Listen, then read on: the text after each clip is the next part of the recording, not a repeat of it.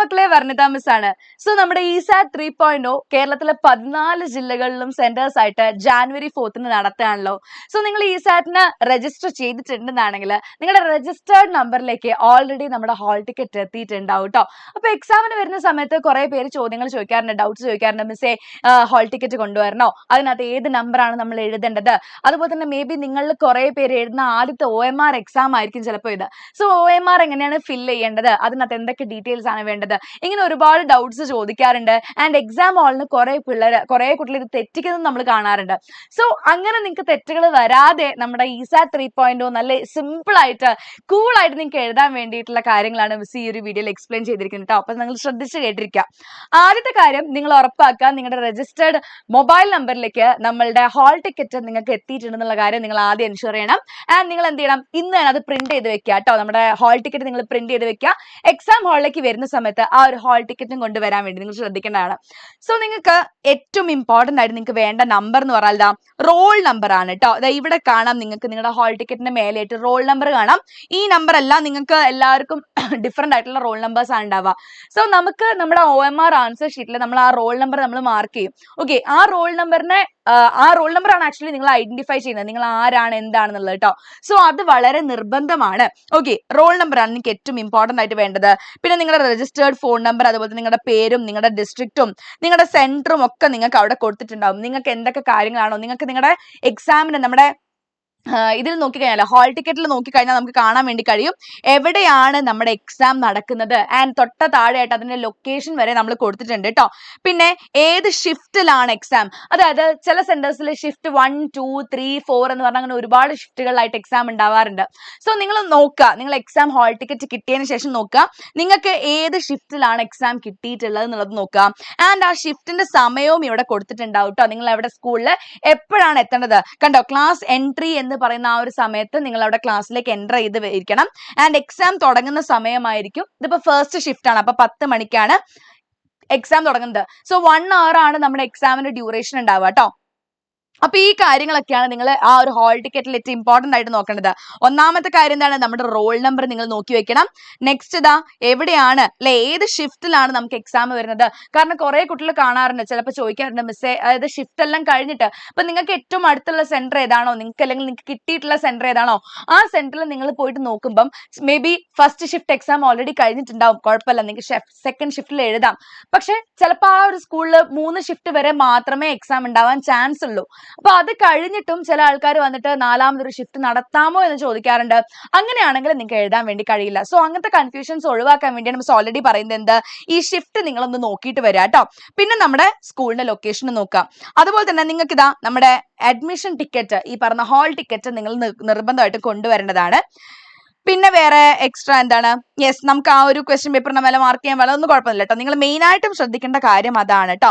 അതുപോലെ തന്നെ എക്സാമിന്റെ ഒരു 10 മിനിറ്റ് മുന്നേ ആയിട്ട് തന്നെ നിങ്ങൾ അവിടെ സ്കൂളിൽ എത്താൻ വേണ്ടി നിങ്ങൾ ശ്രദ്ധിക്കുക കേട്ടോ. ബാക്കിയുള്ള വേറെ ഡീറ്റെയിൽസ് ഒക്കെ താഴെ അവിടെ കൊടുത്തിട്ടുണ്ട്. പിന്നെ OMRൽ മാർക്ക് ചെയ്യാനായിട്ട് നിങ്ങൾ പെൻസിൽ അല്ലെങ്കിൽ ഇങ്ക് പെൻ ഒന്നും യൂസ് ചെയ്യരുത്, ജെൽ പെന്നും യൂസ് ചെയ്യരുത്. ബോൾ പോയിന്റ് പെൻ, റെഡ് അല്ല ബ്ലാക്ക് ഓർ ബ്ലൂ കളറിലുള്ള ബോൾ പോയിന്റ് പെന്ന് തന്നെയാണ് നിങ്ങൾ എന്തിനു യൂസ് ചെയ്യേണ്ടത്, നമ്മുടെ OMRൽ മാർക്ക് ചെയ്യാൻ വേണ്ടി യൂസ് ചെയ്യേണ്ടത്. കാരണം ജെൽ പെന്നോ ഇങ്ക് പെന്നോ ആകുമ്പോൾ എന്ത് ചെയ്യില്ല, ആ മെഷീൻ അത് റീഡ് ചെയ്യില്ല. അപ്പൊ അതുകൊണ്ടാണ് ബ്ലാക്കോ അല്ലെങ്കിൽ ബ്ലൂ ബോൾ പോയിന്റ് പെന്ന് വേണമെന്ന് പറയുന്നത് കേട്ടോ. യെസ്, അത്രയും കാര്യങ്ങളാണ് ഏറ്റവും ഇമ്പോർട്ടന്റ് ആയിട്ട് നമുക്ക് ഇതിനകത്ത് നോക്കാനുള്ളത്. ഇനി ഇതാണ് നമ്മുടെ ആൻസർ ഷീറ്റ്. ഇങ്ങനെയാണ് ഉണ്ടാവുക കേട്ടോ. നിങ്ങൾക്ക് ആൻസർ ഷീറ്റ് ഇങ്ങനെയാണ് ഉണ്ടാവുക. സോ ഇനി മിസ് ഓൾറെഡി പറഞ്ഞല്ലോ, നിങ്ങൾ ഇമ്പോർട്ടന്റ് ആയിട്ട് ആ ഹാൾ ടിക്കറ്റിലെ നമ്പർ നോക്കി വെക്കണം എന്ന്. ചില സമയത്ത് കുട്ടികൾ ഹാൾ ടിക്കറ്റ് കൊണ്ടുവരാൻ ചില കുട്ടികൾ മറന്നു പോവാറുണ്ട്. അങ്ങനെ അത്യാവശ്യമായിട്ട് മറന്നുപോയി വേറെ ഒരു രക്ഷയുമില്ല, അല്ലെങ്കിൽ ഹാൾ ടിക്കറ്റ് പ്രിന്റ് ചെയ്യാൻ പറ്റിയില്ല, പ്രിന്റ് ചെയ്ത് വെച്ചു, അല്ലെങ്കിൽ കേടുപാട് വന്നു, അങ്ങനെയൊക്കെയുള്ള സിറ്റുവേഷൻ ആകുമ്പോൾ മാത്രം എന്ത് ചെയ്യാറുണ്ട്, ഈ പറഞ്ഞ റോൾ നമ്പർ നമ്മൾ നേരത്തെ കാണിച്ചല്ലോ, അവിടെയുള്ള റോൾ നമ്പർ, അങ്ങനെയുള്ള റോൾ നമ്പർ അലൗ ചെയ്യാറുണ്ട്. ബാക്കി ഒരു സമയത്തും അലൗ ചെയ്യാറില്ല. സോ നിങ്ങൾ എന്തായാലും ഹാൾ ടിക്കറ്റ് കൊണ്ടുവരണം എന്നുള്ള നിർബന്ധം തന്നെയാണ് കേട്ടോ. അപ്പം നമുക്ക് ഹാൾ ടിക്കറ്റിനകത്തുള്ള ആ റോൾ നമ്പർ എന്നുള്ള നമ്പർ ഉണ്ടല്ലോ, നിങ്ങൾ അതാണ് ഇവിടെ ഫില്ല് ചെയ്യേണ്ടത്. അപ്പൊ നിങ്ങൾക്ക് ക്ലാസ് നിന്ന് ടീച്ചർ ആൻസർ ഷീറ്റ് അല്ലെങ്കിൽ നമ്മുടെ OMR ഷീറ്റ് തന്നു വിചാരിക്കാം. ഇപ്പൊ സപ്പോസ് ഇവിടെ ഒരു നമ്പർ 1 2 3 6 7 9 8 5 അല്ലെങ്കിൽ പോട്ടെ, യെസ് 5 3 2. ഇങ്ങനെ ഒരു നമ്പറാണ് നിങ്ങളുടെ രജിസ്റ്റർ നമ്പർ എന്ന് ചുമ്മാ വിചാരിക്കുക. അപ്പൊ നമ്മൾ എന്ത് ചെയ്യുക, നമുക്ക് കിട്ടിയിട്ടുള്ള രജിസ്റ്റർ നമ്പർ നിങ്ങൾ ആദ്യം തന്നെ ദാ മേലെ ഇങ്ങനെ ഏതാണോ നമ്മുടെ രജിസ്റ്റർ നമ്പർ അത് നമ്മൾ അവിടെ നല്ല കൃത്യമായിട്ട് എഴുതി വെക്കാം. ഓക്കെ, കൃത്യമായിട്ട് നമ്മൾ എഴുതി വെക്കാം. എന്നതിന്റെ ശേഷം നമ്മൾ ഇതാ താഴെയുള്ള ഈ ബബിൾസ് ഉണ്ടല്ലോ അതിനകത്ത് ഫില്ല് ചെയ്യണം. ഇപ്പൊ ഇവിടെ ദാ 1 കൊടുത്തിട്ടുണ്ട് അല്ലേ, അപ്പൊ മിസ് ഇതാ 1 ഇവിടെ ഇങ്ങനെ ഡാർക്ക് ചെയ്യണം. കണ്ടോ, ഇങ്ങനെ നമ്മൾ 1 ഇവിടെ ഡാർക്ക് ചെയ്യാം. നെക്സ്റ്റ് 2 ആണ്. അപ്പൊ ദാ ഈ 2 എവിടെയാണോ എഴുതിയിട്ടുള്ളത്, കണ്ടോ ഇവിടെ ഇപ്പൊ 2 ഇല്ല, ഇവിടെയല്ലേ എഴുതിയിട്ടുള്ളത്. സോ 2ന്റെ താഴെ വരുന്ന കോളത്തിന്റെ അകത്ത് തന്നെ നമ്മൾ 2 ഇവിടെ മാർക്ക് ചെയ്യണം. ഓക്കെ, കണ്ടോ. ഇനി നെക്സ്റ്റ് ഇതാ സപ്പോസ് നമുക്ക് ഇവിടെ 0 എന്ന് പറഞ്ഞൊരു നമ്പർ ഉണ്ട്. ഇതാ ഇവിടെ 0 എന്ന് പറഞ്ഞൊരു നമ്പർ എഴുതാണ്ട്. അപ്പൊ ഇതാ 0 ഇതാ ഇവിടെ നമ്മൾ ഇതാ ഇവിടെ മാർക്ക് ചെയ്യും. കണ്ടോ, 5. അതായത് നിങ്ങളുടെ ഹാൾ ടിക്കറ്റിൽ ഉള്ള നമ്പർ നിങ്ങൾ മേലെ ഇങ്ങനെ എഴുതി വെക്കുക. ആൻഡ് ആ മേലെ എഴുതി വെച്ചിട്ട് ഇവിടെ 1 വരികയാണെങ്കിൽ 1ന്റെ നേരെ താഴെ കാണുന്ന ബബിളിൽ വേണം നമ്മൾ മാർക്ക് ചെയ്യാൻ. ഇതാ ഇവിടെ നോക്കി, ഇപ്പൊ ഇവിടെ 8 ഉണ്ട് അല്ലെ, ഇതാ ഇവിടെ 8 കാണുന്നുണ്ടല്ലോ. സോ ആ 8ന് നേരെ താഴെ കാണുന്ന ദാ ഇവിടെ വേണം നമ്മൾ മാർക്ക് ചെയ്യാനായിട്ട്. അപ്പൊ ഇങ്ങനെയാണ് നമ്മുടെ ഈ ആൻസർ ഷീറ്റ് ഒരു മെഷീൻ ആണ് റീഡ് ചെയ്യുക കേട്ടോ. സോ ആ മെഷീനിന് ഇതാ ഈ കാണുന്ന ഇത് മാത്രമേ ഉള്ളൂ റീഡ് ചെയ്യാനുള്ള കഴിവുള്ളത്. ഓക്കെ, സോ നിങ്ങൾ അങ്ങനെ തന്നെ മാർക്ക് ചെയ്യുക, കറക്റ്റ് ആയിട്ട് മാർക്ക് ചെയ്യുക കേട്ടോ. കണ്ടോ 6, ഇപ്പൊ ഇവിടെ 3 വരുന്നുണ്ട് അല്ലെ, ഇവിടെ 3, ഇത് ഫുൾ ആയിട്ട് മാർക്ക് ചെയ്യുക കേട്ടോ. ഇത് ഫുൾ ആയിട്ട് മാർക്ക് ചെയ്യണം. നിങ്ങൾ ഇതാ സപ്പോസ് ഇങ്ങനെ മാർക്ക് ചെയ്തു എന്ന് വിചാരിക്കുക, ഇത് റീഡ് ചെയ്യില്ല, ഇത് തെറ്റാണ്. ഇങ്ങനെ നിങ്ങൾ എന്ത് ചെയ്യരുത്, ഇങ്ങനെ നിങ്ങൾ ഒരു കാരണവശാലും മാർക്ക് ചെയ്യരുത്. പിന്നെ ചില വീട്ടിൽ ചെയ്യാറുണ്ട്, ഇങ്ങനെ ടിക്ക് ഇട്ട് വെക്കും. 7 ആണ്, ഇങ്ങനെ ടിക്ക് ഇട്ട് വെക്കും. അങ്ങനെ ടിക്ക് ഇട്ട് വെക്കരുത്, അതും നമുക്ക് എന്ത് ചെയ്യില്ല, നമ്മുടെ മെഷീൻ റീഡ് ചെയ്യില്ല. പിന്നെ ചില ആൾക്കാര് അത് കംപ്ലീറ്റ് ആയിട്ട് നിങ്ങൾ ഉറപ്പാക്കുക കേട്ടോ, അത് കംപ്ലീറ്റ് ആയിട്ട് ഇപ്പോൾ 9 ആണെന്നുണ്ടെങ്കിൽ ആ 9 എന്നുള്ളത് നമ്മൾ കംപ്ലീറ്റ് ആയിട്ട് നല്ല വൃത്തിയിൽ മാർക്ക് ചെയ്തു എന്നുള്ളത് ഉറപ്പാക്കുക. അല്ലാത്ത മാർക്കിങ്സ് ഒന്നും തന്നെ എന്ത് ചെയ്യില്ല, ആ മെഷീൻ റീഡ് ചെയ്യില്ല. സോ ഇങ്ങനെ ക്ലിയർ ആയിട്ട് മാർക്ക് ചെയ്യാൻ വേണ്ടി നിങ്ങൾ ശ്രദ്ധിക്കാം. ഇനി നെക്സ്റ്റ് ഇതാ ടെക്സ്റ്റ് ബുക്ക്ലെറ്റ് കോഡ്. അത് നിങ്ങൾക്ക് നിങ്ങളുടെ ക്വസ്റ്റ്യൻ പേപ്പർ തരുമ്പോൾ ക്വസ്റ്റ്യൻ പേപ്പറിന്റെ മേലെ ഉണ്ടാവും A, B, C or D ആണോ ഏതാണുള്ളത്. സോ നിങ്ങൾക്ക് A ആണ് അല്ലെങ്കിൽ B ആണ് കിട്ടിയെന്നുണ്ടെങ്കിൽ B നിങ്ങൾ അവിടെ മാർക്ക് ചെയ്യുക, B ഡാർക്ക് ചെയ്യണം. നെക്സ്റ്റ് ടെക്സ്റ്റ് ബുക്ക്ലെറ്റ് നമ്പർ, അതും നമ്മുടെ ക്വസ്റ്റ്യൻ പേപ്പറിന്റെ മേലെ നിങ്ങൾക്ക് ഒരു നമ്പർ ഉണ്ടാവും. അപ്പൊ ഇനി നിങ്ങൾക്ക് അറിയില്ല എന്നാണെങ്കിൽ നമ്മുടെ ഹാളിൽ നിൽക്കുന്ന ഇൻവിജിലേറ്ററിന്റെ അടുത്ത് ചോദിക്കാട്ടോ അത് ഏത് നമ്പർ ആണെന്നുള്ളത്. സോ അവിടെ നമ്പർ ഏതാണോ ഏതെങ്കിലും ഒരു നമ്പർ ആയിരിക്കും ഉണ്ടാവുക, ആ നമ്പർ നമ്മൾ എന്ത് ചെയ്യുക അവിടെ എഴുതി വെക്കുക. ദെൻ സ്റ്റുഡന്റ് നെയിം, അപ്പൊ നിങ്ങൾ അവിടെ നിങ്ങളുടെ പേര്, നിങ്ങൾ എന്താണോ നിങ്ങളുടെ പേര്, നിങ്ങൾക്ക് നിങ്ങളുടെ പേര് അവിടെ എഴുതി വെക്കാം. അടുത്തത് ക്ലാസ് അല്ലെങ്കിൽ സെക്ഷൻ. നിങ്ങൾ +2 പഠിക്കുന്ന കുട്ടിയാണെന്നുണ്ടെങ്കിൽ +2 എഴുതുക, അല്ലെങ്കിൽ 10th പഠിക്കുന്ന കുട്ടിയാണെങ്കിൽ 10th എന്നുള്ളത് എഴുതി വെക്കുക കേട്ടോ. ദെൻ ഡേറ്റ് ഓഫ് എക്സാം ഏതാണ്, നമ്മുടെ 4-ാം തീയതി ആണല്ലോ എക്സാം അല്ലെ. സോ 04/01/2026 എന്നുള്ള ഡേറ്റ് എഴുതാം. ടെസ്റ്റ് നെയിം ESAT 3.0, ESAT 3.0 ഇതാണ് നമ്മുടെ ടെസ്റ്റ് നെയിം വരിക കേട്ടോ. എക്സാമിന്റെ പേര് അതാണ്.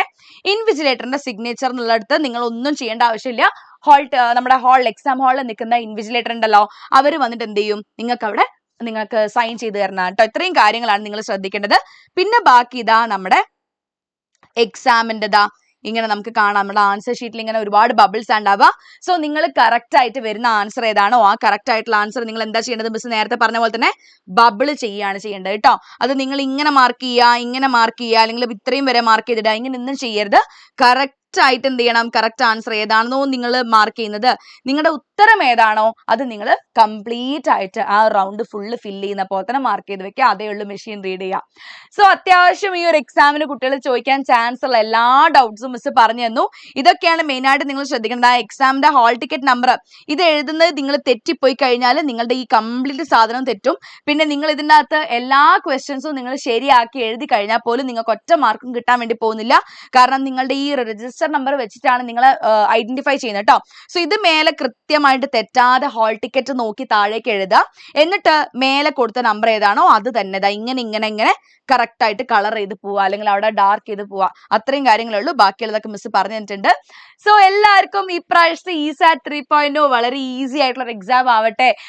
നിങ്ങൾ എല്ലാവർക്കും സ്കോളർഷിപ്സ് ഒക്കെ തന്നെ കിട്ടട്ടെ. 100% സ്കോളർഷിപ്പ് വരെ കിട്ടി പഠിക്കുന്ന ഒരുപാട് കുട്ടികൾ നമ്മുടെ എഡ്യൂപോർട്ടിൽ ഉണ്ട് അല്ലേ. സോ അതുപോലെ തന്നെയുള്ള ഭാഗ്യമുള്ള ഒരു കുട്ടി നിങ്ങളാവട്ടെ എന്ന് മിസ് ആത്മാർത്ഥമായിട്ട് പ്രാർത്ഥിക്കുന്നു.